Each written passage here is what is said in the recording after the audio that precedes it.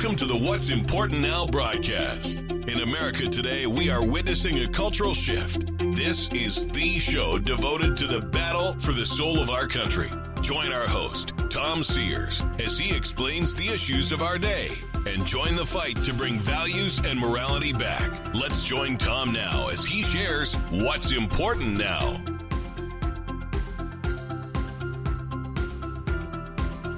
Welcome inside the program today. As always, I appreciate you being here. A lot has happened since the last week, I should say, and we're going to do our best to get everything in 30 minutes. I know it's impossible, but again, we'll do our best. We are engaged in a battle for the soul of America, but the battle is to bring values and morals back to our country because we know that without them, we are a ship without a sail, literally just floating around on the oceans of life without direction. The battle is real, and it has intensified even over this past week. Now today I'm going to point out the clear double standards that are happening before your eyes and how the cleansing of conservatives is ramping up in our country.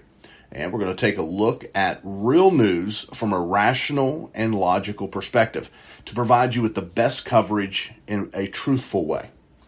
Now please know that I look through the lens of a biblical worldview. Everything I say comes from that perspective. I can't look at things any other way, and I will not disregard it. Now, if that offends you, this is not the program for you. I hope you stay, but I'm smart enough to know that some of you won't. Listen, what's happening in our country is outrageous. Have you heard about the petition to remove Franklin Graham from Samaritan's Purse and the Billy Graham Evangelical Association? Have you heard about that? Because apparently he helped incite the riots or was complicit with the actions of those that stormed the Capitol. But I'm going to pause because I'm getting ahead of myself. We will get to all that today, and we'll get moving here in a moment. You can email us at what'simportantnowradio@gmail.com, what'simportantnowradio@gmail.com, and you can write us at 8901 Good Hope Pike, Lost Creek, West Virginia, 26385.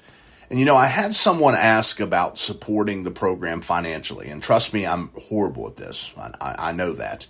But if you want to support us financially to help get this program into as many ears as possible, you can do that by sending a check made payable to Action Ministries to 8901 Good Hope Pike, Lost Creek, West Virginia, 26385. Okay, let's get rolling here. This past week, we inaugurated a new president of the United States, Joe Biden. I'm not trying to be Captain Obvious here, but the truth is, in just a few short days, he has signed executive orders that are directly aimed at dismantling what President Trump has established and really to forward the liberal progressive agenda. Now, I don't have the time to go through all of them, but week number 1 of his Project Unity tour has started off by causing a great deal of division. And to be fair to the president, everyone knew it was going to happen. If President Trump had won and was in office for a second term, the division would still be present. We know that. We've seen that over the last 4 years. The truth is we are divided. That's plain and simple. If a Republican's in office, we're divided. If a Democrat's in office, we're divided. But the reason is what is important. And it's because we just don't see things the same way. But make no mistake, this is a spiritual struggle. 100% spiritual. You see, this is a nation, as I've said many times before, founded upon the Bible and Christianity and founded for the purpose of spreading the gospel. This is what our historical documents teach us. Now, I know, the left doesn't want to hear this. The reason is because most of their policies oppose what the Bible stands for. So, in point, we are a people divided with differing views. That's for sure. But what is really troubling to me is the double standard that is clear to see with only a few days having passed since President Biden took office. The media is slobbering over him like they are a part of some romantic movie. They toss softball questions as to not upset him. They gush with compliments and do nothing to challenge his policies. And that's because they're all in this together. You see, the mountain that stands in front of conservatives today is huge. You know, media has taken control over the minds of our youth. They've done this through television shows, music, news, movies, and all of it is directed to influence them to believe in this leftist agenda. Now, folks, when you remove the Bible, you replace it with something else. And people say, well, we're just removing it, we're not replacing it. But you do replace it. And because it's been replaced, we're beginning to see this residual impact. The cleansing of conservative thought is gaining momentum. Now, as a Christian, I know and have talked about for many years that the real agenda is to discredit the Bible. Make it just another book, or to twist it to make it look like it condones such sinful behavior. Listen, politicians and their political parties are paralyzed to fix this problem of division. The political landscape is a direct result of neglecting spiritual and godly things. It doesn't improve the political maneuvering.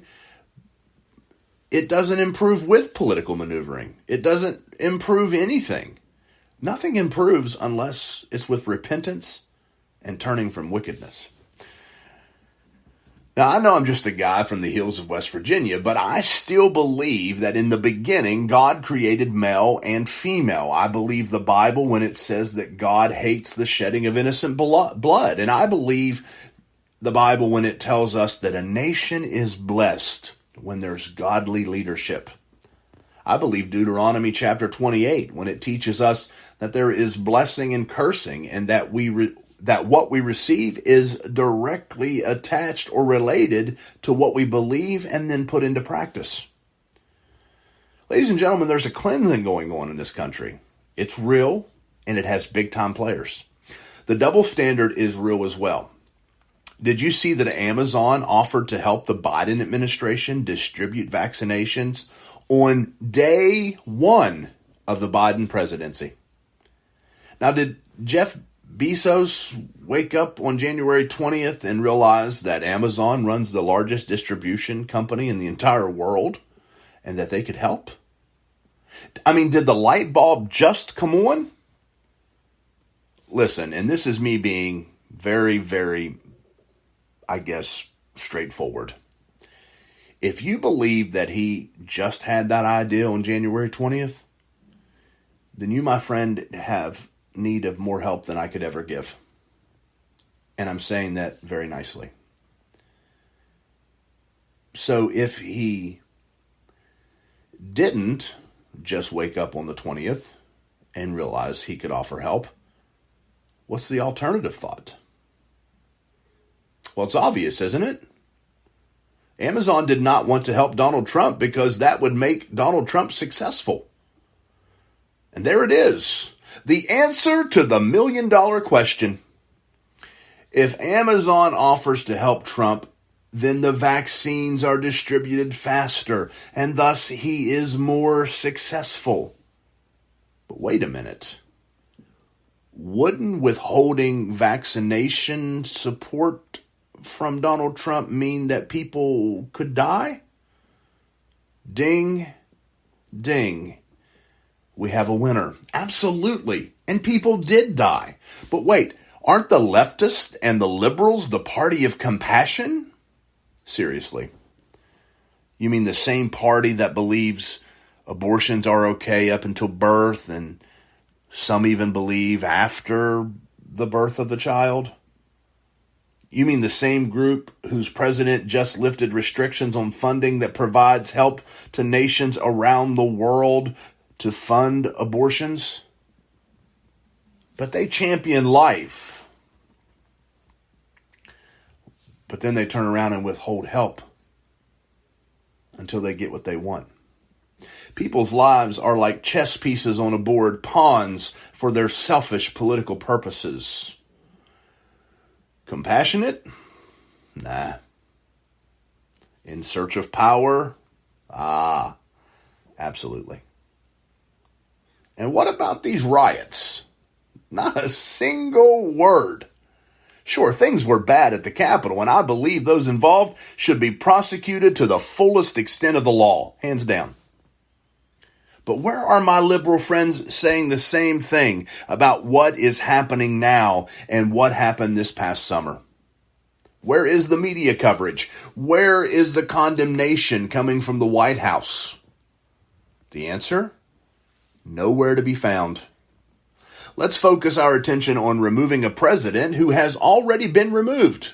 Let's impeach Trump for his speech that they say caused the Capitol incident. And yet we have leaders on the left in this double standard, in this hypocrisy, who say things like former Attorney General Eric Holder, who said, quote, "When they go low, we kick them. That's what this new Democratic Party is about." End of quote. And ladies and gentlemen, he wasn't kidding. Or former President Obama, who told those who opposed Trump to, quote, "argue with them and get in their face." End of quote. Or how about Ayanna Pressley, the Democrat from Massachusetts, who said, quote, "there needs to be unrest in the streets for as long as there is unrest in our lives, and unfortunately there is plenty to go around." End of quote. And the list continues. Maxine Waters told a crowd that if they saw a Trump cabinet member in a restaurant or a public place, they should be, quote, push back on them and tell them they are not welcome anymore, anywhere, end of quote. Now, many of you may remember Sarah Huckabee Sanders, who obviously worked for the Trump administration. She was told she was not welcome at restaurants. Maybe you remember the milkshakes being dumped on the heads of people, including an African-American teenager for wearing a MAGA hat. Or people getting mugged or mobbed or kicked or beat. For what? For supporting Donald Trump. Nancy Pelosi's explanation for the riots of this past summer? By the way, when buildings and businesses and people's livelihoods were being burnt to the ground, she said, quote, "people will do what they do," end of quote. Her response after the Capitol incident?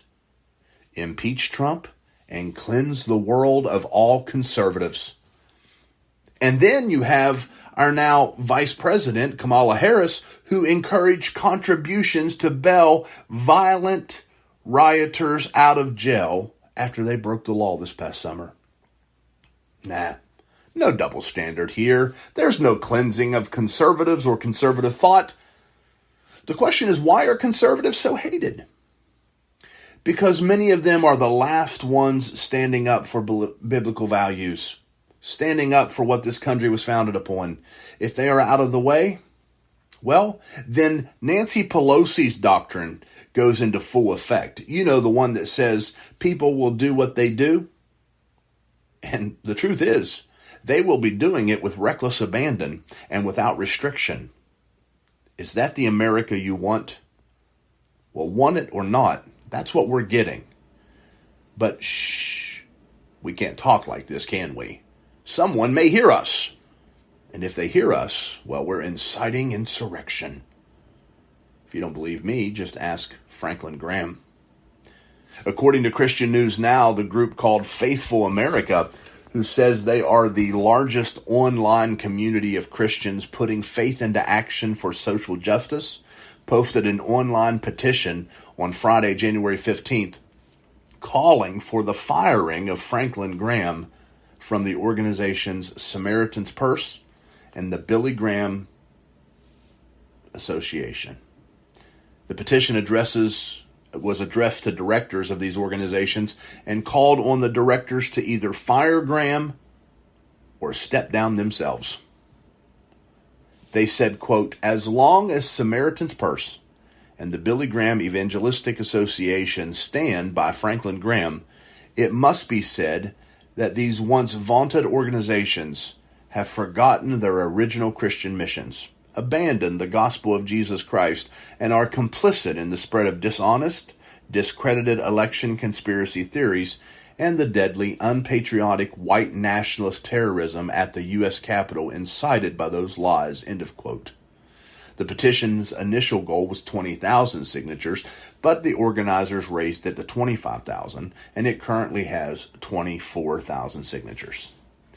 Now, this isn't the first time that Faithful America has asked for Graham's resignation. On August 28th last year, the group posted a very similar petition that garnered over 14,000 signatures. The petition listed the group's grievances with Graham due to his support of President Trump, and more specifically, for a prayer he had prayed at the Republican National Convention. The current petition claims that Graham gets away with this hatred and conspiracy theories by hiding behind the humanitarian work of Samaritan's Purse and his late father's name. Citing one of Graham's latest social media posts, which compared Republicans who voted for Trump's second impeachment to Judas. The group argues that Graham idolizes the 45th President of the United States, and Faithful America says the post revealed Graham was comparing Trump to Jesus, and therefore Graham was being blasphemous. Faithful America also accused Reverend Graham of shrugging off the violence that took place in the Capitol building that left 5 people dead, citing a quote from Graham about Trump that said that we knew he had flaws when he ran for office. The group claims there is nothing Christian about Graham's seeming ambivalence to the role many believe Trump played in inciting the violence. And additionally, the group believes Graham blessed Trump's big lie about a stolen election, and that Graham and the religious right must be held accountable for their deadly dishonesty. Now, ladies and gentlemen, Franklin Graham is one of the most compassionate people in the church world today, serving millions of people around the world.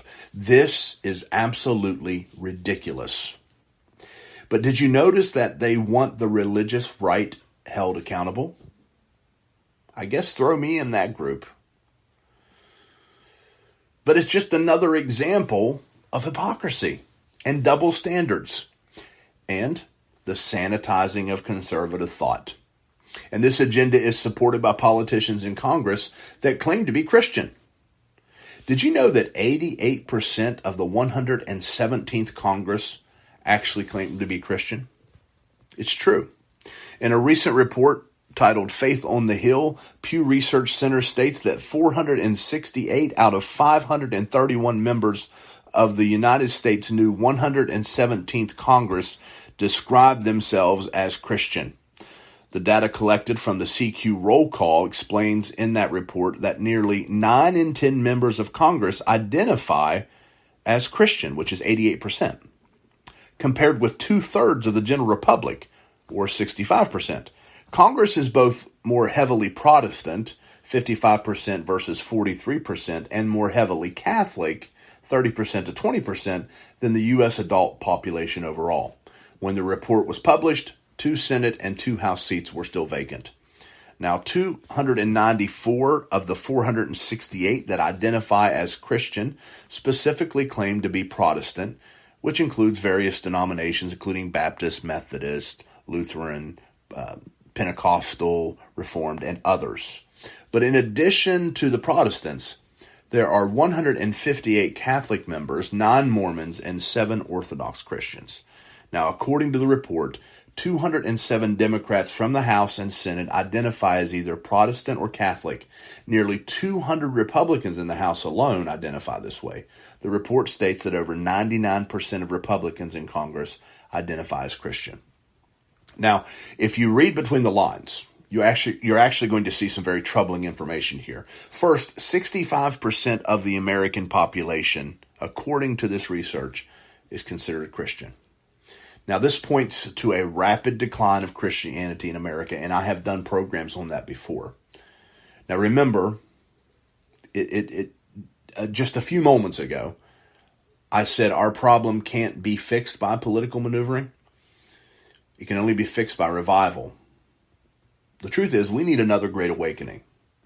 In the early 2000s, the number of people claiming to be Christian in America was well over 80%, and some research organizations had calculations at over 90%. But look at where we are today. And another startling understanding here is that of the 65% who claim Christianity, they don't believe in biblical Christianity. It's some Christianity they developed, I don't even know. So if you take a look at the numbers in Congress, for instance, we know that some of these politicians claiming to be Christian, they actually support things that are not biblical. We know it's not biblical. The agenda is to make normal that which is unbiblical and to scrub this nation of true biblical values because, well, the Bible teaches us how to properly live.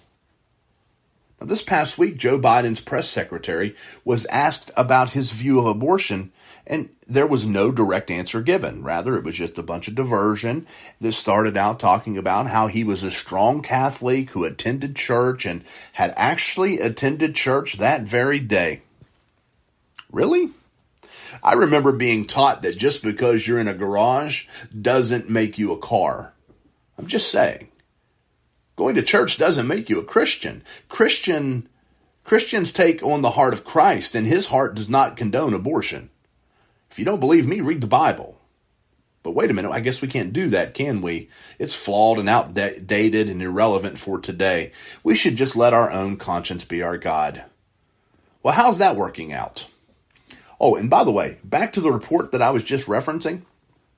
The report shows a gradual decline of Protestants and Catholics since 1961, showing over 100 less Protestants since the 87th Congress of the 1960s. What's the relevance? Well, maybe there isn't any relevance, especially if you believe in coincidence. But if you don't believe in coincidence, and I don't, on June 25th of 1962 in the Engel versus Vital, the Supreme Court ruled that prayer in school was unconstitutional. Now, in essence, God was kicked out. Did that set us on a course of moral decay and spiritual ruin? Probably not. It's just a coincidence. And by the way, what was that ridiculous prayer anyway? Well, it went something like this. Dear God, we acknowledge our dependence upon Thee and pray for Thy blessings upon us, our parents, our teachers, and our country. How vile. How dare them? Can you imagine living in a nation where children pray for their parents and teachers? I mean, how awful that children would pray for their country. I can't believe that we ever tolerated this as a nation. Thank God we've moved past that. But while we've been moving, according to a CNS report, education expert William Jeans said that there is a correlation between the decline of certain things in schools, like statistics of public schools, since the Supreme Court's ruling in 62, and then another ruling in 63 that dealt with Bible reading. So since 1963, Jeans says that there has been 5 negative developments in the nation's public schools. 1, academic achievement has plummeted, including SAT scores. Increased rate of out-of-wedlock births have increased. Increase in illegal drug use. Increase in juvenile crime. And a deterioration of school behavior. Now, other facts included a comparison between the top 5 complaints of teachers from 1940 and 1962 compared to complaints from 1963 to the present. Well, from 1940 to 1962, the top 5 complaints were talking, chewing gum, making noise, running in the halls, and getting out of turn in line. Those little devils. But from 1963 to the present, the top 5 complaints are rape, robbery, assault, burglary, and arson. But don't worry, ladies and gentlemen, it's all just a coincidence. You see, there's a double standard in this nation. And the cleansing of conservatives, well, it's real. More importantly, and shocking, Well, maybe shocking is the wrong word for a guy who is not at all surprised. So let me say it like this. What is more important and downright evil is the agenda to remove morals and values from a country, this country, and strip this nation of anything godly. I pledge to you today, I will not cave and I will not bow to the agenda of this world because it opposes my faith. My faith means more to me than anything, and I'll stand even if no one else does. I will be a voice that promotes morals and values in godly ways to the absolute best of my ability. And I'm not going to end my prayers with a woman because, well, that is the dumbest thing I have ever heard. Amen means let it be so. It has nothing to do with gender. The idea is dumb. So dumb. Now, I know you're out there and many of you are very troubled. I get it, trust me. But don't allow that to lead to complacency or even worse, apathy. Because we can't stop now. We must stand for godliness. We must stand up for morals and values and for virtue.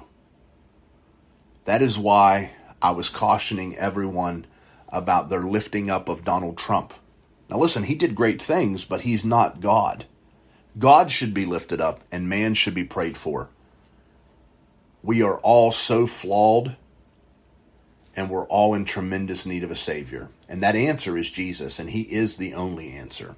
So as we close out for today, I want to encourage you to subscribe on our podcast platforms. You can help us by subscribing and then give it a 5-star rating, and that helps get the program into more ears.